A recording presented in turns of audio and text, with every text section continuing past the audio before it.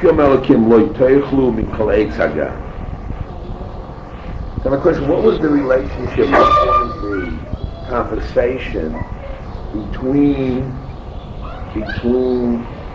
the snake and the woman? What happened? What was said? And what we learned from it? We have a few interesting thoughts here. I want to analyze them and talk about it.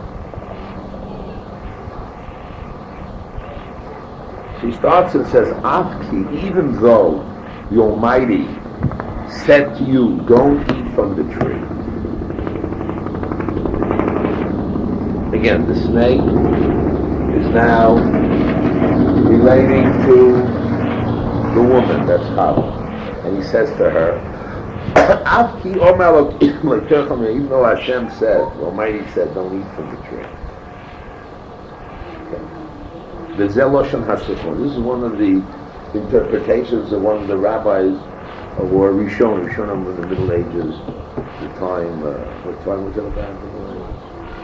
What was Rashi? Let's say. No. About 13.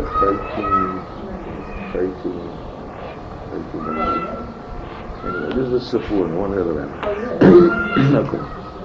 Vayim Elisha, Kisich lo hacholosh, Isatzel milizbon.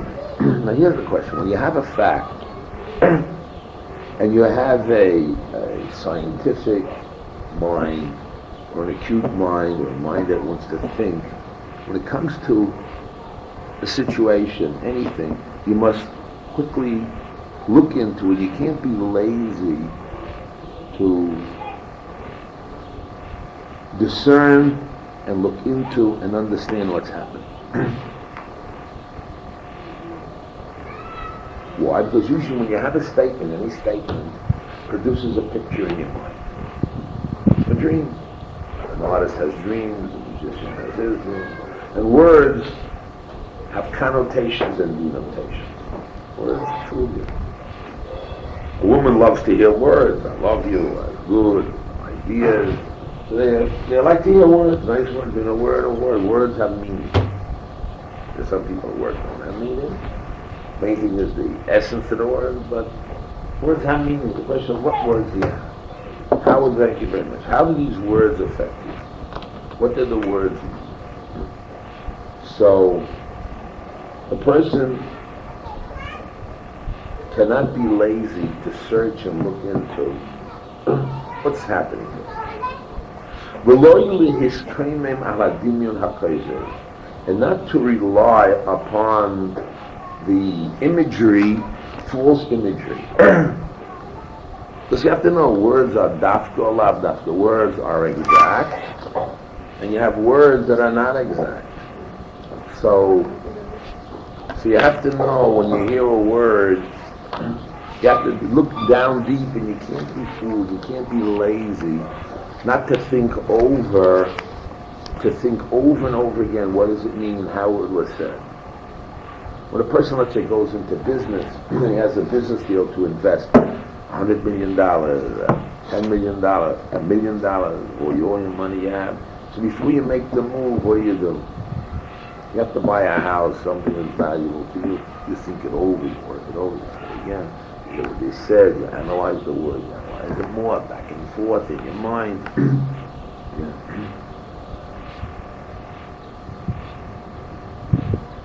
Now, if you're lazy to search, and you take things for face value, and you don't push yourself to go into depth to understand what's happening, to apply it to reality, to understand what it is, so you get this picture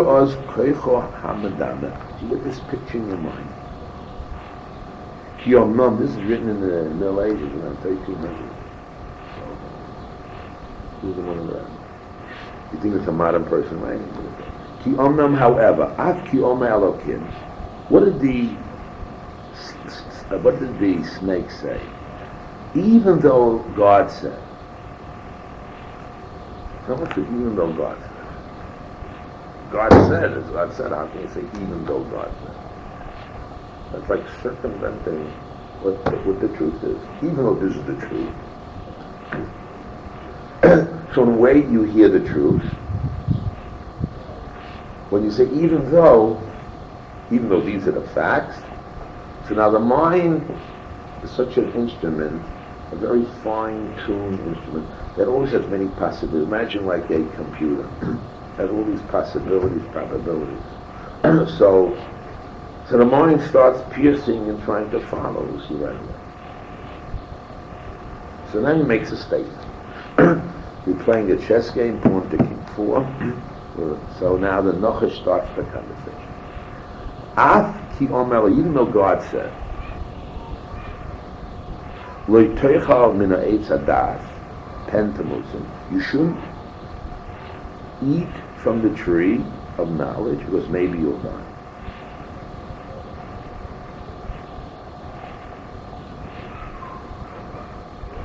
Mikol mokom loy yis'am et zeh. This will not come to truth, to reality, to fruition. U'b'chein omar nochash, u'chein omar kishan nochash, vu hadimyon. The nochash, in the terms of the Sifroni, is like imagination. Not the reality of understanding the situation. Hischil losim sofek b'zeh. The first thing is to put doubt. Since there's so many possibilities and probabilities, so the first step is doubt. Usually you have surety or something is sure. So what does the Yetzer Hara, the evil inclination do? It gives you doubt. How do you know? Prove it. How do you know? Because how does anybody know anything 100% sure anyway? The only thing you know sure is logic, a syllogism. If all men or all mortals eat or this, and you're immortal this time, that's a syllogism. Anything else is only according to your what senses. And we know your senses can fool you. So there's nothing we really know for sure. We think we're most likely sure in science. It's, unless you translate, even then, there may be not exactly the rule, maybe off the rule. The truth itself is very eluding. So the way to knock down anything would be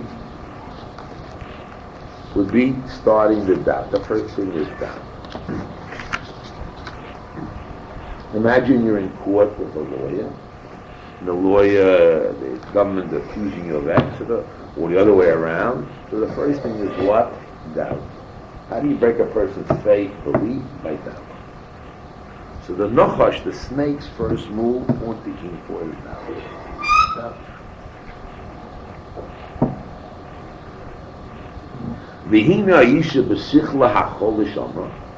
So what did the woman answer? Mikol eitz hagan nechal, from all the trees of the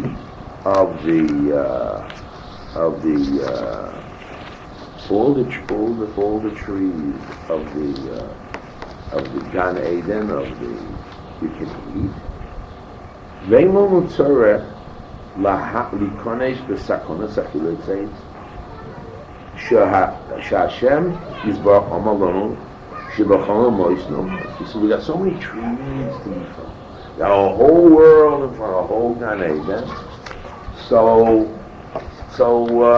why do I have to get involved with this one tree that is a doubt? And God said to eat it, and God said, don't eat, you'll die. So why do I have so many other things to do? There's so many pleasures, so many things to do. Why this tree alone, I'm focusing on this tree, that he says, don't eat it, you're dying. So why should I do it? That's what he said. We collate Sagan like any form of trees. So what are you saying, Nochash? What are you saying? What are you trees? Omnam hadimyon hitchazei. So what does imagination do? What does imagination do? Liyaches kino b'sheker chasor elokim yisbarach. He wants to relate falsehood and jealousy with God, as if it's a person, as if you can doubt or question or with something.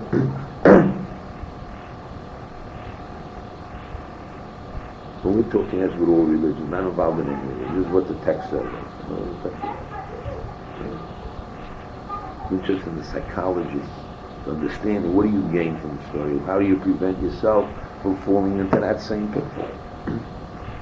Called the Chava script, the first woman's script, is the script. Everything that's done, so you have to know this happened to her, it happened to all women. You have to be careful, though. You're guarded, it doesn't happen to you.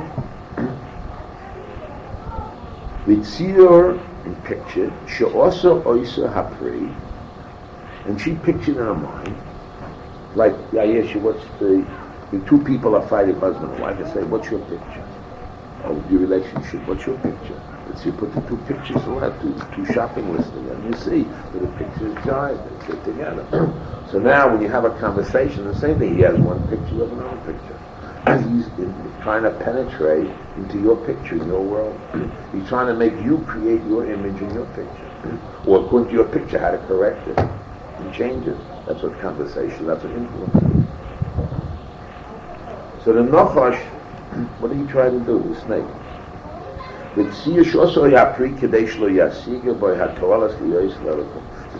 the reason why. You want to press a reason, some logic, some explanation. You know the reason why the Almighty doesn't want you to eat from this tree. You know why? Because you'll be like God. And if you'll be like God, you'll never die. So that Hashem says, don't eat it because you're going to die. Not true. It's not going to happen. Because what's the whole purpose? Why God says don't eat from the tree? Because you have a lot of knowledge, and then you won't. And what will be have a lot of knowledge? You'll be like God. Just like God lives forever, you'll live forever. Because in everybody, there's a certain feeling that they want to live forever. So women want to live forever. What they do, they have children. Children extend them. People who are rich put up monuments, they extend themselves. Artists do artwork, they extend their life.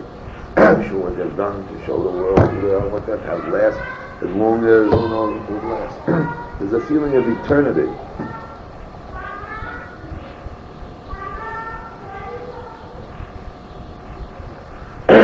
So he had this image in front of you. What's that? He had this image in front of you, this dream, whatever it is. You're not going to die. She thought she's going to die. Right? She's going to die. He says, no, it's not true. Because God knows, the day that you will eat from the tree, is the question, is the text of the Bible. Your eyes will open up. You'll have knowledge of life. You won't be stupid anymore and dumb and backward and ancient and fossilized. You'll understand life. You'll understand the game. You won't be stupid anymore. Open your eyes. You'll find out the facts of life. You'll know what's happening.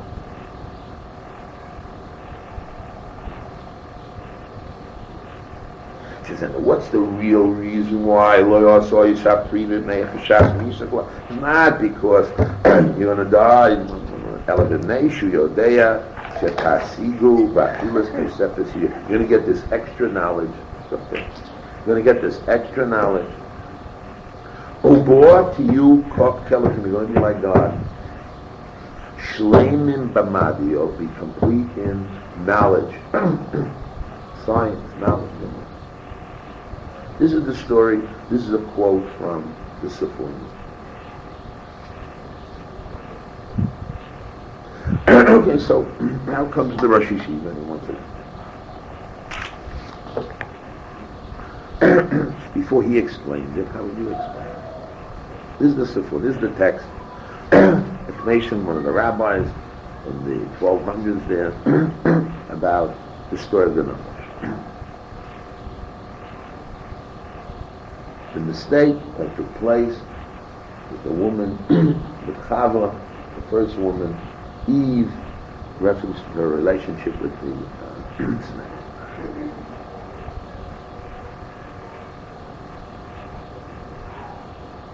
He says, explains. Hasafono Matayar, the Safono, this great rabbi, depicts for us. V'sam lefonenu as darko shakoach hadimyoni. He now portrays for us what is the power of imagination, dreaming, in the thoughts of man, the concepts of man. Sahara. When you get a newspaper, what do they do in a newspaper? What's called a tabloid newspaper? In America, but anyway, in America you have these newspapers that only have main thing as headlines and say certain words, and every word you read there depends how you look at it. If you're against the person, you see terrible things. If you're for the person, you see good things. And they learn how to write in a way, in English it's called equivocal. Equivocal means the same statement can be seen one way or another. They learn how to write it. And they do these things constantly. Very simple. Explain it again. You have a big sign saying, man on a horse, riding a horse, smoking Marlboro cigarettes. And under it says what? The general, or the attorney general, says smoking causes cancer. Now, according to that, logic says you wouldn't buy it. So why are they advertising? So they legally have to put it up. That's why people continue buying cigarettes. That means that people see the horse, man riding on the horse, and yet they see the words cancer. And so even though they saw the cancer, what do? They still go after the cigarettes. And the answer is that the imagination of the person, psychologically, and those people who are in advertisement know how to get to the person's inner part of desires, of pleasure. So the pleasure to ride the horse and be manly is greater than the pain of cancer. This is immediate pleasure. Smoking, riding, getting high, mountain, dreaming of what. And the fear of cancer is far away. The pain is far away. You don't feel it. So they know how, the advertising people know how to play on the person's mind. The newspapers know how. It's their business. They're making millions and millions of dollars on smoking cigarettes and all kinds of things for the mind. So now, the Yetzer Hara, the evil information, was created at the time of me. And he knows already how to handle every human being. How many billions of people are in the world? He already handles all the billions of people. And we have a rule. Ein tzadik ba'aretz asher yasa tov v'lech. There's nobody in the world that lives, that does good and doesn't sin. There's nobody in the world that doesn't. Everybody sins. There's different types of sin. Different types, all kinds. There's little shades and variations. So therefore, the Yetzer Hara, the evil inclinations, knows how to handle you. Just like you think, how to handle your husband, handle your kids, he handles you. The Yetzer Hara already has handled everybody, all types and all shades and variations. So why would you think that you're so smart, you're going to outsmart the Yetzer Hara, the evil inclination? Why should you think you're going to outsmart? When most people in the world fail, it says it's better not to be born than to be born. Why? Because most people fail. 99% of the people fail in the world. So why be born? The answer is no. Since there's a percentage, and you have the free equal opportunity to win, and you learn the tricks from the Bible and the Torah, teaches you how to outsmart the evil inclinations to win. So you have to go. But if you think that without figuring out, without going to school, without studying it, you're going to outsmart the evil, in no way. There's nobody that outsmarts. But if you follow the rules tell you how to outsmart. You learn from other people's experience. So we want to learn from the experience of Eve, the first woman, why she failed, and how we would not fall into the same pitfall that she did. Let's go. No. I'm not going to go further. Yeah, really, you read it home. Because I got so many pages. I doubt if I can finish it. There's a lot of pages. And each page has interesting thoughts. A lot of things. I will not that I want, but basically is that the Yetzer Hara, if we say that Nachash is anti, his goal is to make you fail.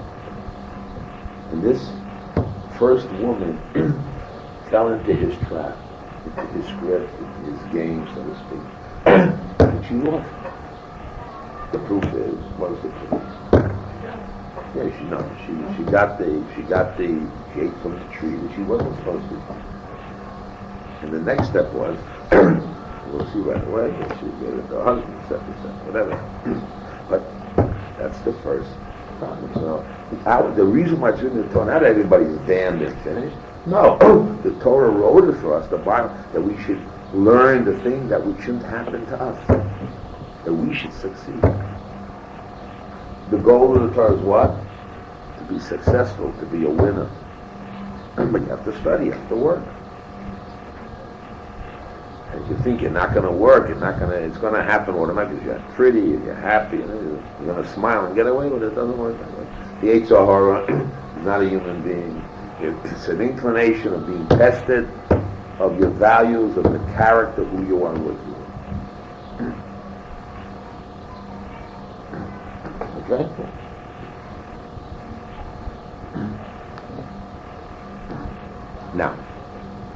Now, ein darko liftoch hasodom lasas haver. The way of the Yetzer Hara does not right away say to you, do bad, do evil. Because why? You'll reject it. Can you do something you don't want to do? Of course you can. So how can he get you to do something that you don't want to do? Well, we have it all day long. You have a salesman, knocks on the door. He wants to sell you a book, a medicine, a perfume, something that you really don't want to need. And he talks it into you somehow and you buy it. And then after you buy it, you feel stupid that you bought it, or your husband, you have to rationalize you got it. How do you do such a thing like that? Had a girl yesterday tell me she married the second husband she never wanted him. She wanted the third guy. She was with the third guy. She was with the first husband. She liked the third guy, but she married the second guy for some reason. She just can't figure out. So she got rid of the second, got the first. That's right. That's what happened. I heard this story yesterday. But in real life, that's really what happens. Some people sit with her, but since she's a very wealthy girl, so she's able to do anything with the boy. She does it. But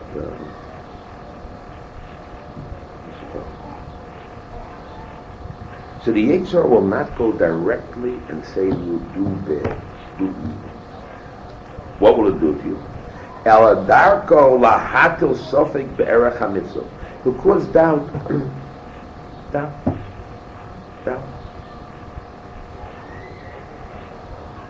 Ve'amunas ha'odam ba'malosav v'chishivosam. Also, will try to lose faith, confidence in yourself, in who you are and what you are. Try to make you feel down, not valuable. They'll try to, somehow, you lose your inner strength, your inner ability.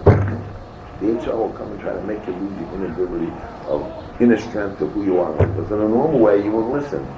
And there's a doubt, you push it away. But there's a way with doubt, that somehow you lose a certain internal integrity, a certain strength that you have within yourself.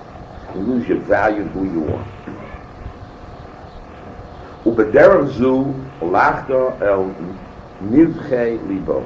And that's where he's able to drill in or go directly to the inner parts of your heart. Because people have barriers. There are a lot of barriers. Your clothing is a barrier. You have all kinds of ideas, cultural things that stop us. The way you have tricks and games, you don't have to do things. But how do you get to your heart? Who gets to you? Well, the Yetzer Hara gets to your heart. He likes to sell you something you really don't want to do, but you care about. And you do things you really don't want to do, but you fall in, you fell in, you go further and on. V'zeu shemotzim onu eitzel chav. This is what we found eitzel chav. She'anocha shu hayetzel hara. Lo omar lo yoshar le'achol me'etzel. I didn't tell her, eat from the tree. Ela pita also. What is pita? Seduce them. Not seduce physically, but seduce with words. Words are magic. People have a what do I say? A way of speaking, a glib tongue and nice words. When what says the magic word that affects your heart and you lose yourself under the moon, up there, whatever. Upita also lahamin shei sofilil. You got it to one point to bring doubt in her. Did God say it? God did not say it. Ubezeh kona kinyan benafsho. This is how he grabbed on it, he put his nails into her. He was able to get her that way. His job is to help you do something. You have to fight against it, understand how it was and what it was. And every angle of the game, you have to protect yourself.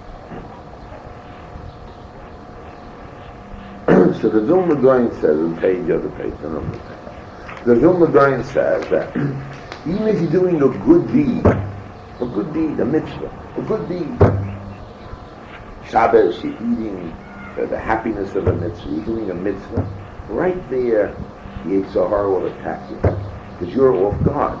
You think since you're doing good, everything should be good, and everything should turn out good. So right when you're doing good, the Yetzer Hara, right, it will trick you that you don't do it 100% well. Now with all your heart, you try to remove a little bit of, take off a piece, in order that you don't do the whole. You have to try your best to make sure that when you do something, it has to be complete in its totality and all its way.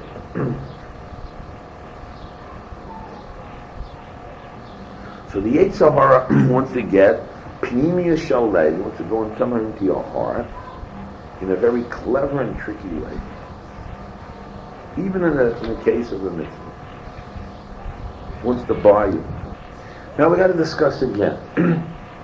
What was the first opinion of Eve and what changed? If you look at the words of Eve, what it had, she herself said, why should I put myself into danger? I have so many trees, fruit to eat. Why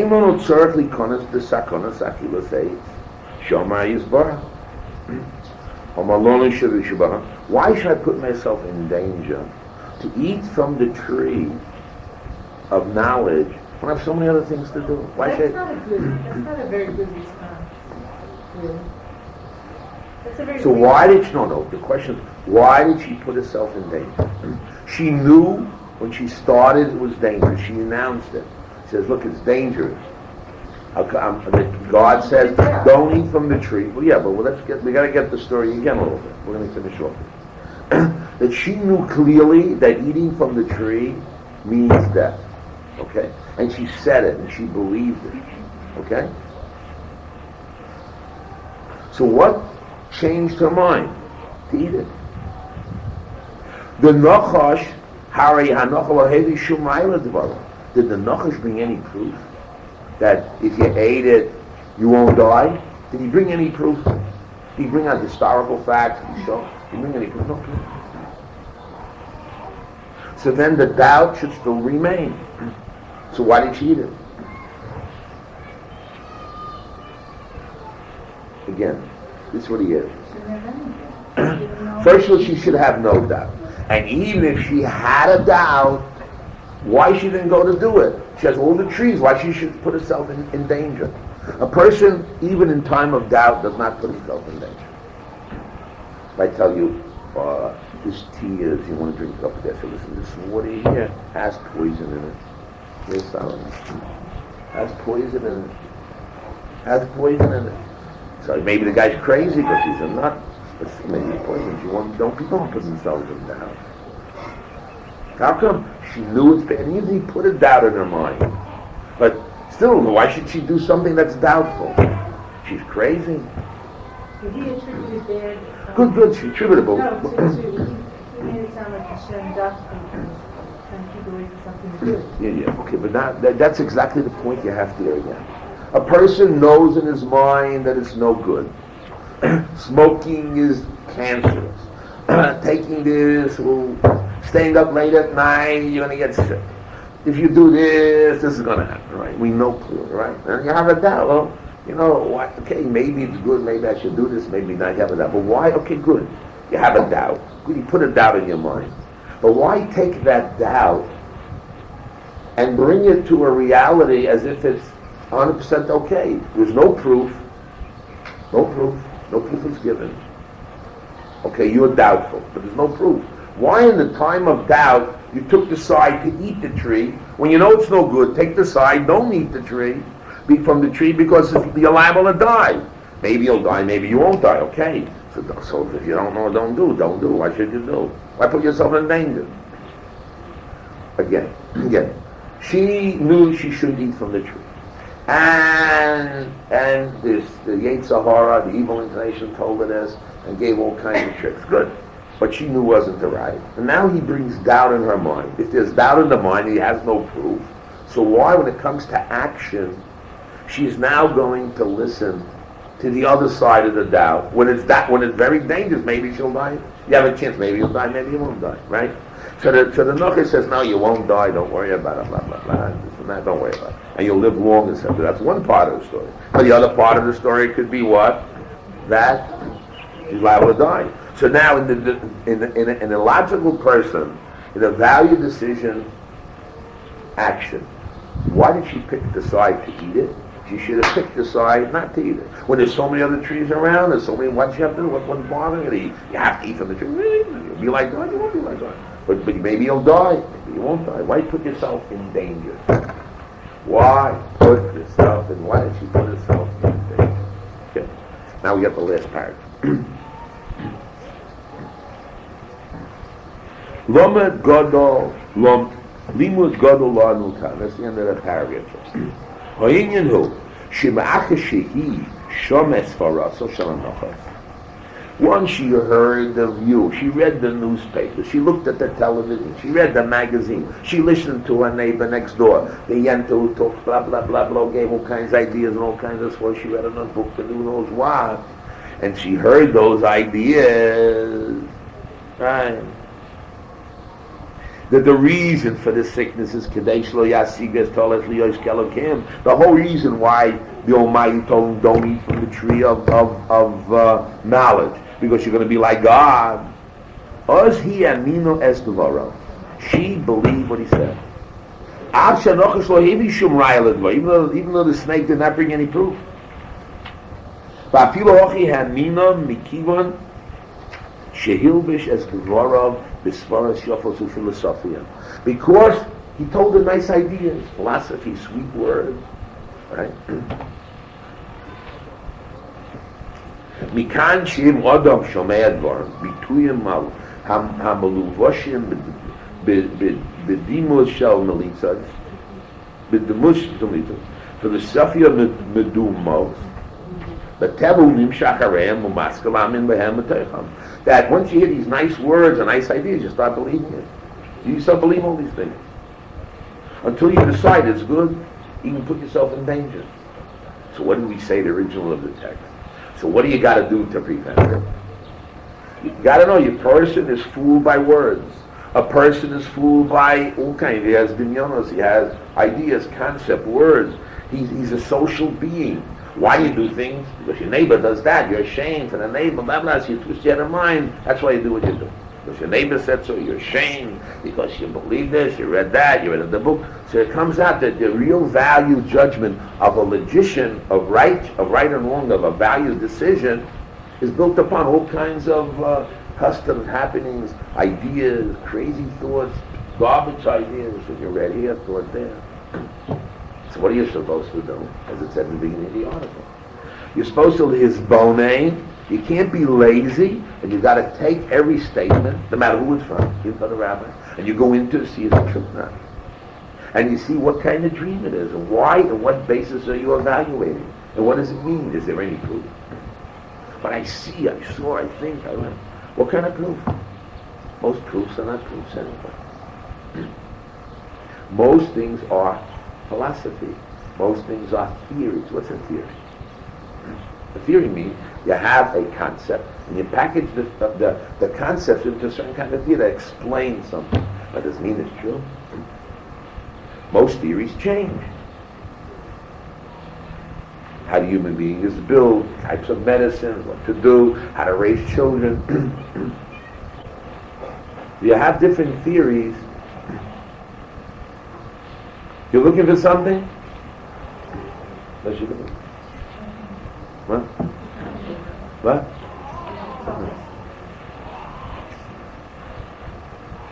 Most people who don't understand the psychology and the understanding how the mind of the human being works, and anything they read a newspaper they believe. Okay, anything they read a newspaper they believe. Anything they hear they believe. So what kind of person are you? When it comes to science, you have to check everything out as true. When it comes to garbage of beliefs, ideas, theories, newspapers you believe in, magazines you believe, read an article, a scientific article. It's just a person brings certain ideas down, then you weigh it, you see if it's true. Are you following Dimyonos? Dimyonos means illusions. Is it factual? What does your heart say about it? Maybe it's true, maybe it's not. How do you know? So it's an obligation to negate the first sin of Eve, especially for women who fall into it more than men, is that they can't be lazy and have to search and weigh things and to stand up and realize that a person has nice words. Imagine women especially like to hear nice words and nice thoughts, and they like clean, they like neat, they like order. They're like, well, those are the nice things, and that appeals to you. But it doesn't mean that brings truth. So that's the first step. You have to check yourself out, and it's hard a job to check yourself out. This is the first part of the story. Anybody have any questions? It's better, like, I don't know, I wasn't here, but just the feeling that I get that it's better not to listen to things, just to You can listen, but you have to evaluate. What did Rabbi Akiva do? He heard his classes in the morning. He went home and he started evaluating and thinking about it and worked it out until it becomes clear. You have to work out everything. Anything goes into your mind, you accept it. When you have to anything in your mind, it's hard to take up. Before anything goes into the mind, you should think. Should I take it in my mind? Should I take it? Anything you see, you see. Are you in control? Are you the master of your mind, the master of your thoughts? Do you weigh your values? Do you weigh your judgment? Do you weigh your thinking? Do you weigh your thoughts? What's happening? Therefore, the answer is cheshbon. And not the cheshbon, the answer is you have to make every day a reckoning. Even Benjamin Franklin. He had a little booklet called Cheshbon, and every day he would sit down and instead of writing a diary, I saw this person, I felt like that, he would evaluate his actions and give marks to the evaluation, good, bad, and see if he could improve it and how should he change and be better. As Benjamin, I heard of Benjamin Franklin. He was an American. He was sent to Europe because he was not a moral man.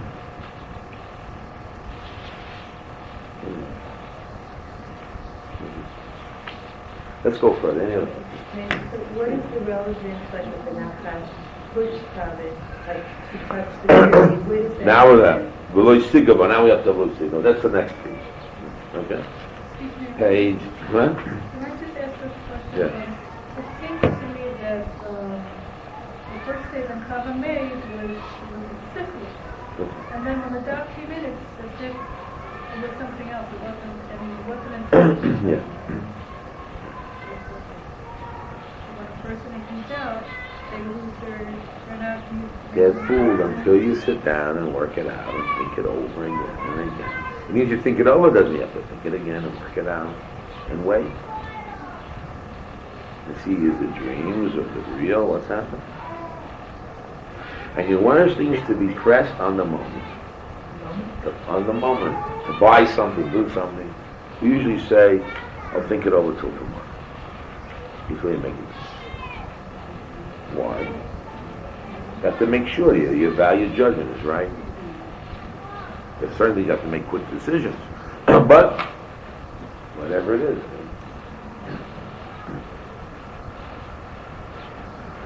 I don't know anybody who met somebody in the first day, in the first 3 minutes, and listen, I want to marry you. If you did, you'd be afraid.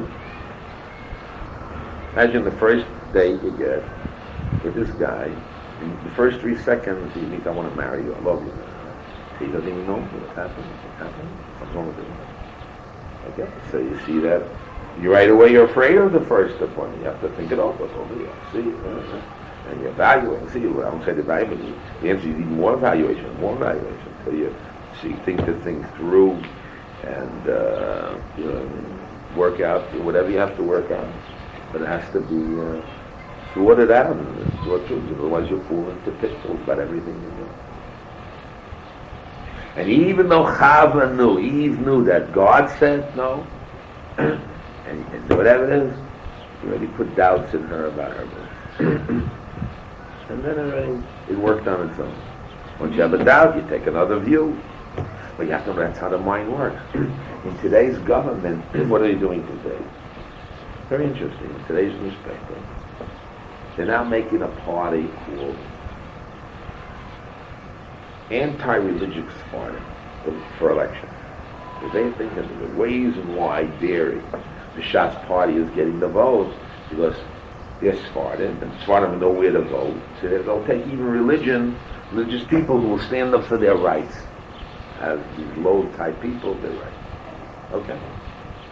So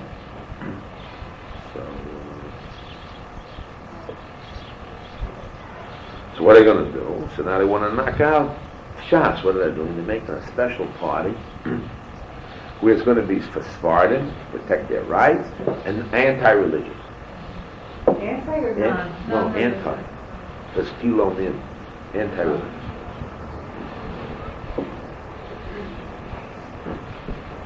They have non-religious and really anti-religious. Yeah, you never got off the ground. But this is a little more organized. You buy a doctor, this and that. It's really, they have all the money they want. It's already, who knows where that money came from. They want to bring doubt into the people.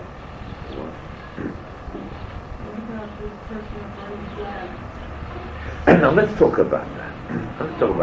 The front page, I cut it out. The front page of Mariv, in the middle page of Didaphon, they have this picture of this religious boy with payas burning the Israeli flag. What's terrible about it? No, I'll tell you what's terrible about it. That the newspaper doesn't care about the dignity of the state of Israel and the things, and they're ready to, this newspaper, which means the community, which is the people, and the community and the newspaper want to bring hatred in the hearts of people. Now, if you were rah-rah for your country and wanted to really care about your country, you try to hide it. If your father did something wrong, you don't publicize it, you hide it. You don't picture it. You don't. But give me front page. No. Front page. What happened? Somebody went and told them to come and take a picture? How did you get the picture? Let me explain. A newspaper man knows what goes on. He knows where those places they do these things. And then a few kids do it. Now a kid does it, therefore what? If they showed a picture of an adult doing it, or they showed a head of a community doing it, that already has meaning. When you go and you have students in college, they take the flag of their country and burn it, what does it mean? Nothing. It means they're angry. That means that they're fighting the country. No, they're angry. That's what students do. They burn flags, they put up, they make models of people, dolls, and they burn the dolls. That's what they do. There's also kids do this, kids do that. But to bring a proof from a kid to produce anti-religious feeling